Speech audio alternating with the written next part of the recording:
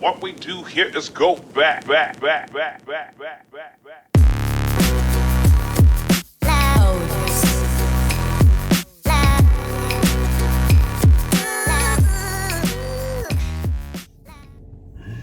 write about the sunrise and the sunset at night. Positive affirmations from darkness to light. I dig happiness and harmony and peace along the way. I focus on what I love each and every day.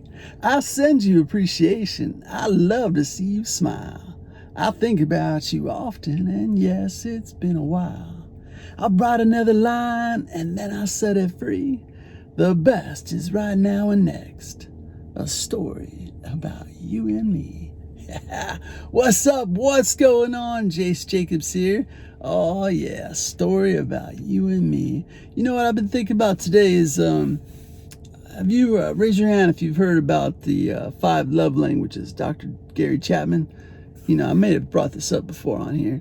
I was thinking about that again today. I like to study that, and not everybody knows about it, you know. I mean, that's natural. Not everybody's going to know every little methodology out there, but let me know if you know about it and what you think about it, and if you do, what are your 2 main love languages? And for those of you that do know about it, yeah, you can just, you know, hang up or stop watching right now. Those of you that don't know about it, I'll just tell you really quickly. It's I think it works. I think it makes sense. But just a real high level version of it is there's 5 love languages. And everybody needs all of them, right? But there might be a couple that you lean to that you want more than the others. But you need all 5, right? To fill up your tanks, your love tanks, you need all 5. And what they are is number 1, and these are, I don't know if they have an exact order, but I'll just give them an order right now. Number 1 would be words of affirmation. Number 2 would be, let's say, physical touch. Number 3 would be quality time. Number 4 would be acts of service. Number 5 would be gifts. So I think I got them all right there, 5 right there. So, and each one of those, the way that we're wired and based on our environment and the way that we've grown up, and maybe based on what's missing in our life, you tend to lean towards a couple of them. Like I said earlier, you need all 5. But you tend to lead to a couple. So you may lean towards quality time and gifts. Like you really want someone to give you a gift. And if they give you a gift, that shows that they love you. That's how you interpret love. Whereas other people, they might be like, you know, dude, why are you giving me gifts all the time? I don't really want gifts, right? What they really want is acts of service. They want you to freaking do the dishes or mow the lawn. That's what they're super into. So, they don't want to have to ask you to do that stuff. That's what that means. You just do it. Those are acts of service. And then some people, they want hugs and stuff like that. That's physical touch. And then what do I leave out? Oh, words of affirmation. Some people really love for you to say, "Oh man, you look so good today," or "Man, you're the smartest dude, man. I love how you solved that problem. Whenever there's a problem pops up, you solve it."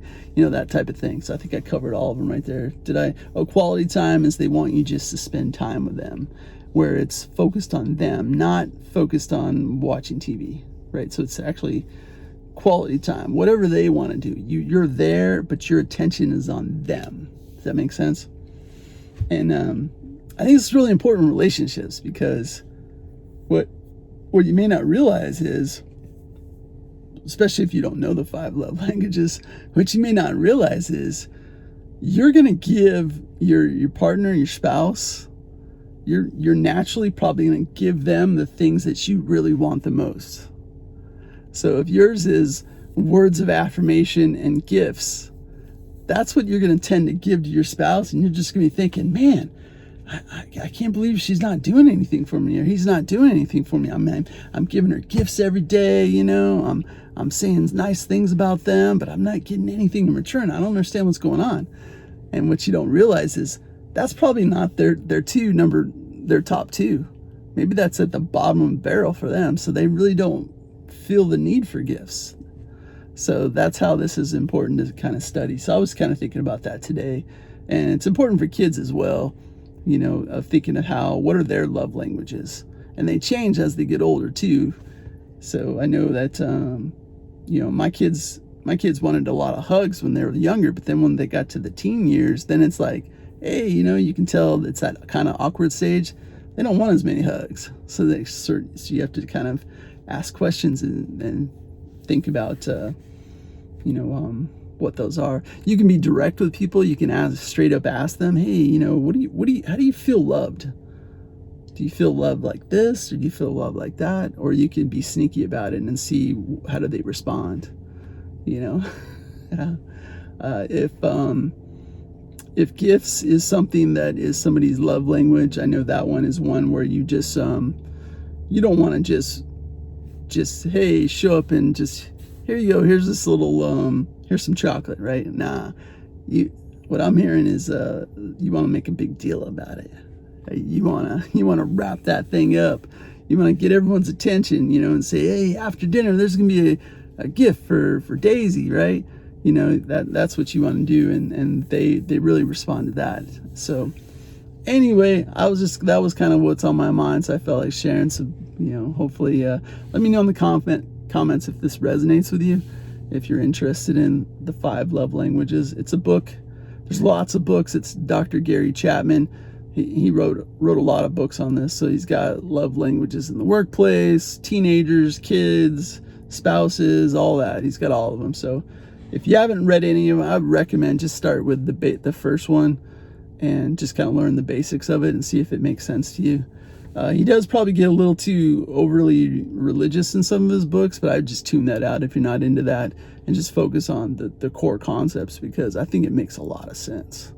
And if more people in the world would do it, if more people in the world would apply these concepts, man, this would be a lot better place.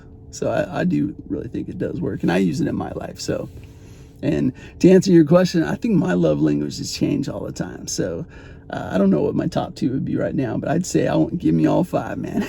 That's what I want. I'll take all 5. So I don't know if I have 2 that I put at the very top that, man, I absolutely want more. But that's something, like I said, it kind of changes. So maybe I do have 2. I just need to ask the right questions. Anyway, that's what I got today. Appreciate you. I'll catch you later. I'm Jace Jacobs. Appreciate everything. Love fully. Need nothing.